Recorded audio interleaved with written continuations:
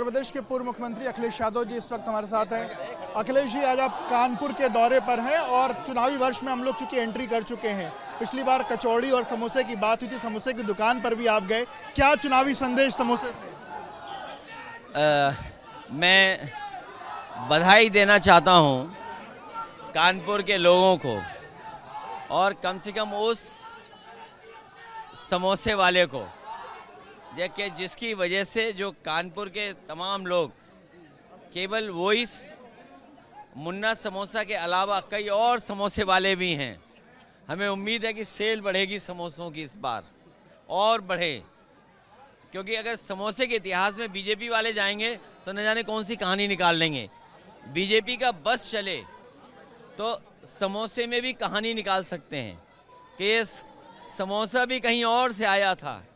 तो कहीं ना कहीं समोसे की दुकान पर समोसा खाते समय जो नारा दिमाग में आ गया बातों ही बातों में, एक कचौड़ी एक समोसा, ढोंगी जी पे नहीं भरोसा। उसके बाद हमने देखा कि सोने चांदी की दुकान पर जिस तरह के सोने चांदी के रेट बढ़ रहे हैं, उसको लेकर के सोने चांदी की दुकान पर जाने के मायने नहीं, मैं उन कारोबारियों से पहले भी कभी मिला हूं, और कम से कम लोग जुड़े और उनकी चीज़ों को समझें हम, क्योंकि इधर जो भारतीय जनता पार्टी ने व्यवस्था लागू की है, अमीर अमीर होता चला जा रहा है, गरीब गरीब होता चला जा रहा है। ये आर्थिक नीतियां खराब हैं कि अमीर अमीर होता चला जा रहा है, गरीब गरीब होता चला जा रहा है। और ऐसी स्थिति पैदा हो गई है कि गरीब अगर अपनी बेटी की शादी करना चाहे तो कोई सोने की भी चीज़ नहीं दिला सकता है, और अगर ये सरकार में रहे तो लोहे पे पीतल का पानी चढ़ाकर भी वो अपने परिवार की बेटी को विदा नहीं कर पाएगा। ये हालत है महंगाई की।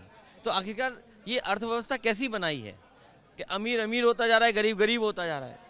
अखिलेश जी, जिस तरीके से जापान और सिंगापुर के दौरे पर सीएम हैं, सिंगापुर में हुआ कि 1 लाख करोड़ से अधिक के निवेश प्रस्ताव आ चुके हैं। जापान में भी कुछ वैसी चीज़ें देखने को मिल रही हैं। लगता है उत्तर प्रदेश का जो विकास है वो देखिए, 50 लाख करोड़ के MOU पहले हुए, और वो ज़मीन पे कितने उतरे, कितने लोगों को नौकरी रोज़गार मिला, या इन्होंने अपनी जो इंडस्ट्रियल पॉलिसी है उसके तहत कितने उद्योगपतियों को उत्तर प्रदेश में लाने का काम किया, जिन्हें इंसेंटिव दिया हो। आप हम लोग तो जागरूक हैं, चाहे जनता एक बार को दूसरे तरीके से समझे, लेकिन अपनी इंडस्ट्रियल पॉलिसी से कितनों को इंसेंटिव दिया है, कितनों को जोड़ा है, कितने ज़मीन पर इंडस्ट्री आई है, और इंडस्ट्री से कितनों को नौकरी रोज़गार मिला है। ये सवाल बड़ा है।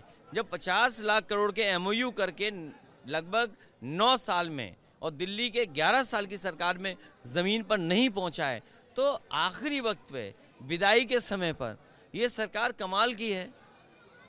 यहाँ तो अगर बोलूँ तो शायद वो उन्हें बुरा लग जाएगा, ये विदाई से पहले ही कहाँ घूमने निकल गए हैं। लोग तो विदाई के बाद घूमने जाते हैं, लोग विदाई के बाद घूमने जाते हैं। ये पहले मुख्यमंत्री हैं जो विदाई से पहले गए हुए घूमने। अगर किसी की शादी हो तो वो विदाई के बाद घूमने जाता है। ये पहले मुख्यमंत्री हैं जो विदाई से पहले घूमने गए हैं। तो अब बताइए, जापान गए हैं, निप्पॉन भी उसका नाम है। अगर जापानियों को समझ में आ जाता, जापान के लोगों के कहीं ये नाम न बदल दें, और देखना आप हिंदुस्तान आते आते जो उगता हुआ सूरज या निप्पॉन या जापान जिसको राइजिंग सन बोलते हैं, यहाँ आते आते कहीं ना कहीं ये आदित्य राज न कर दें, आदित्यपुरम न कर दें, ये नाम बदलने वाले मुख्यमंत्री। तो इन्वेस्टमेंट कैसे आएगा ज़मीन पर? अगर इनकी इंडस्ट्रियल पॉलिसी होती तो शायद आता, लेकिन अभी तक तो 9 साल और 11 साल दिल्ली की सरकार में तो नहीं दिख रहा कुछ।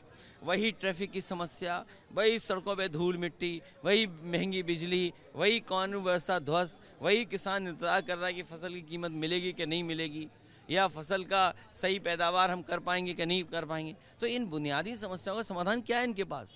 कौन शहर जाम में नहीं है? कम से कम जापान गए हैं तो वहाँ की सड़कें देखी होंगी, जाम नहीं लगता है वहाँ कहीं जापान में।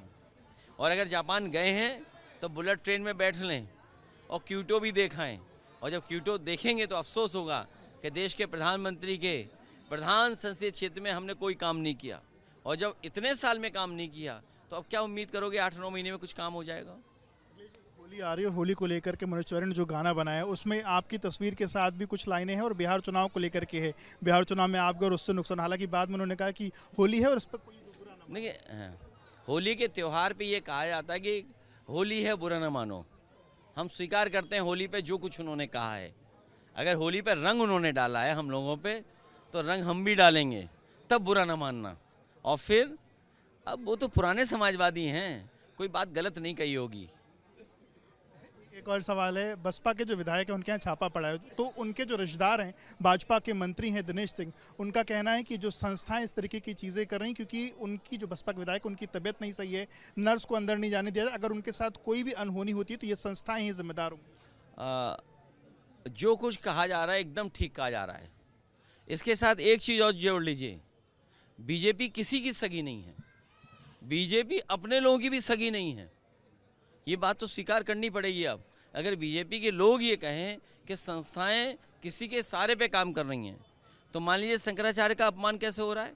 हमारे धर्म के सबसे बड़े वो शंकराचार्य हैं, उनका जब अपमान हुआ तो डिप्टी सीएम कहते हैं महापाप पड़ेगा।